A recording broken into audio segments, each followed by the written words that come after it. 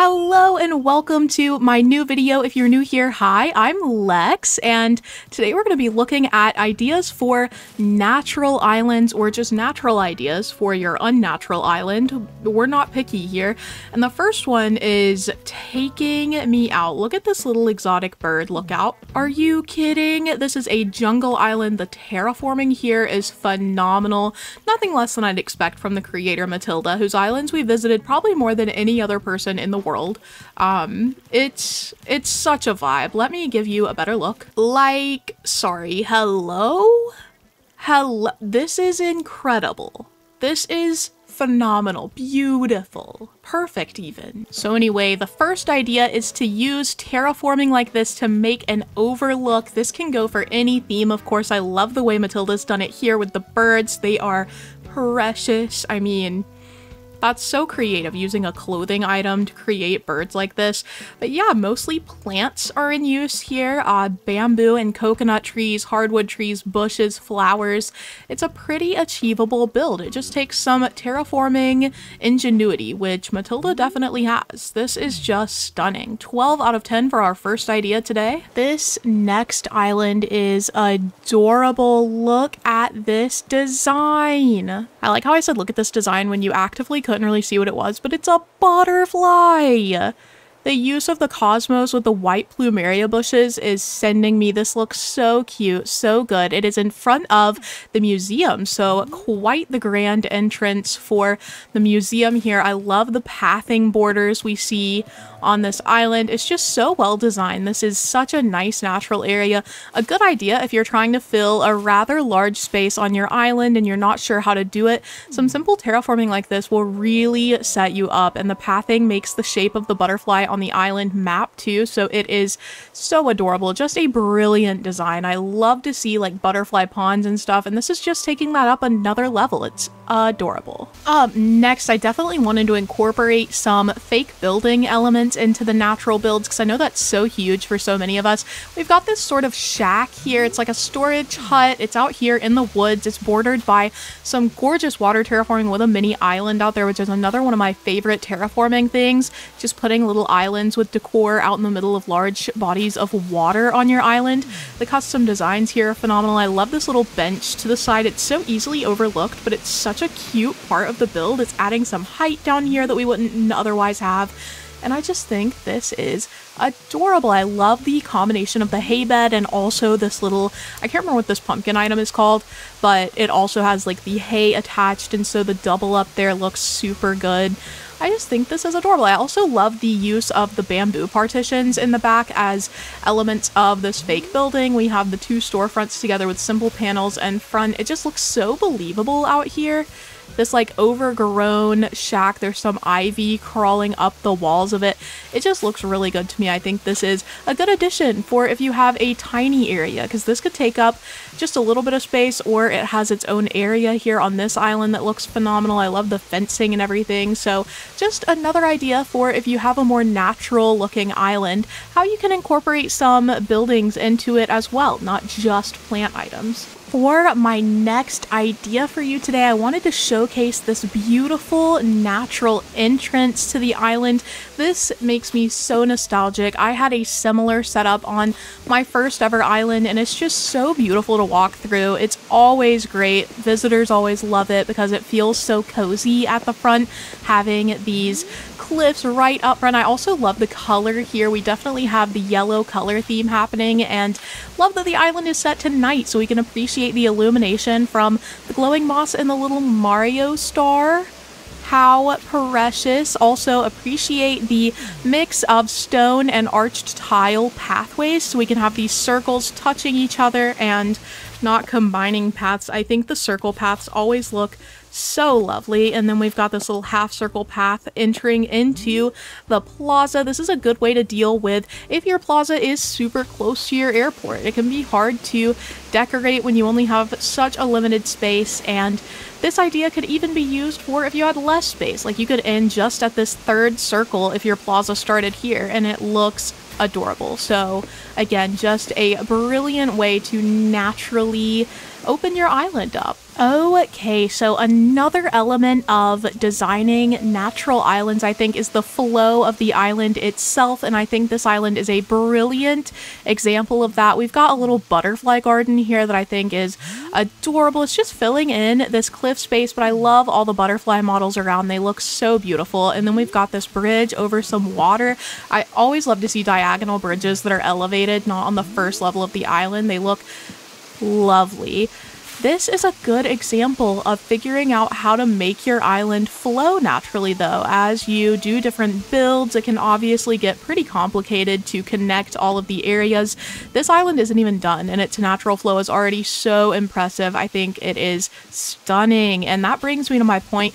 If you would like to visit any of these islands to get a feel for how the island connects, how it all comes together, the island creators and their dream addresses will be in the description below. I think this is a beautiful example. I definitely encourage you, if you can, to visit the islands that I'm featuring, because all of them have natural elements that are just awe-inspiring, breathtaking, and this one is no exception. I think it is beautiful. Another thing I absolutely love about natural islands is the fun things you can do with pathing and such, and this is the example I wanted to showcase today. There are little hop spots through this hiking trail sort of forest. Like, are you kidding? It's adorable, and it continues on in the water. This is precious to me. I love a good hop spot, and I think it's so fun. If you also enjoy hop spots, this isn't even the only hop area on the island.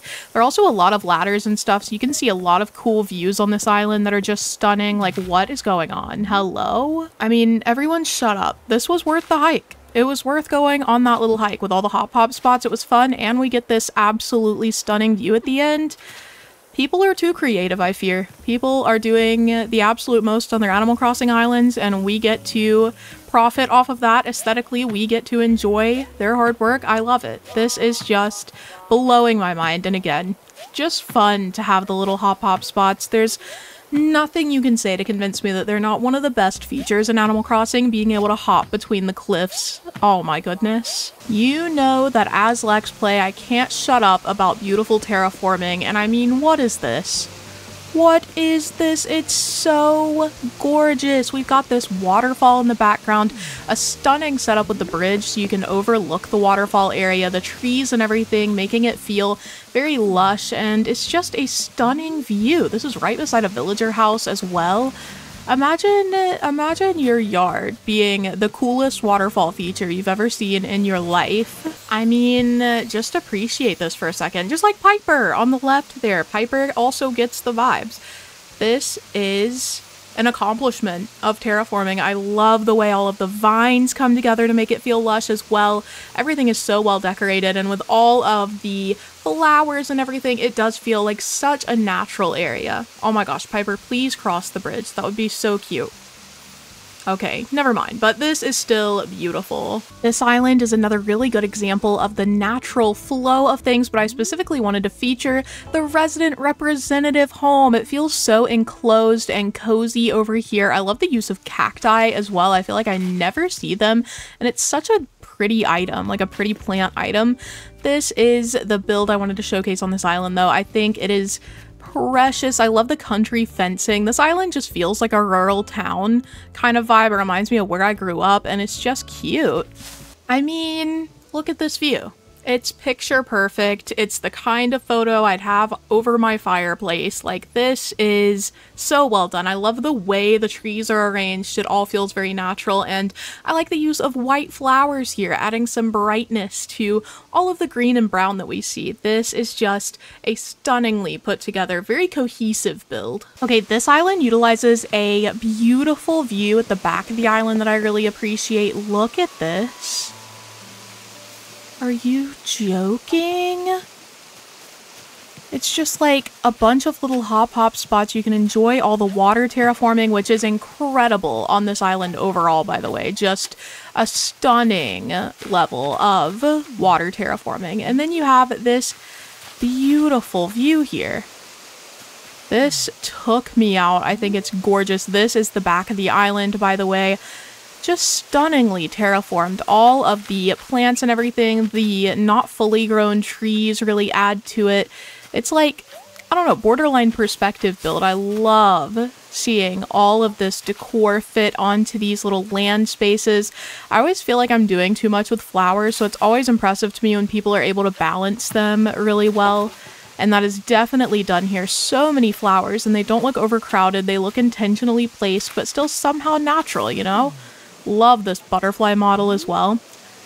But yeah, I think islands like this can really give you a good idea of which furniture items look natural in areas like this. We have the deer scare, a stone stool with the moss ball, obviously the butterfly models, the pine tree, the duck. It's just all coming together so stunningly here, and it blew me away. This is beautiful. Don't even get me started on the entrance to the area, the vines around this incline.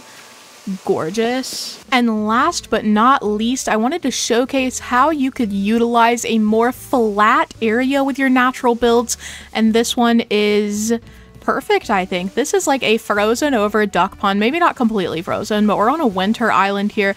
There's some ducks chilling, you know. Jury's still out on whether they're frozen to the lake or if they're just like taking a seat. Maybe it's a little liquefied still. My headcanon is that this is a frozen lake, and I think it looks phenomenal. We've got some stones back here creating the landscape. This just looks so pretty, you know? It's just adorable. I love that you can see your breath on these islands, by the way, winter islands. That takes me out. The level of detail in Animal Crossing sometimes really stumps me. Like today I had a visitor come over to my island, and then I recognized the jet trails in the sky, and I had forgotten about that, and it just reminded me how many little details in this game they put in that are just, I don't know, mind-boggling. But this idea is really cute too. Again, if you have a larger space on your island and you don't like terraforming, you can use some custom designs to take up a pretty big swath of your island, and it will still look absolutely amazing. Friends, family, strangers, enemies, thank you all so much for hanging out today. I hope that you're feeling inspired to do some stuff on your natural island, or to add some natural elements maybe to a city island that you have. Whatever your theme is, I think you can definitely find a way to work in some natural builds like these.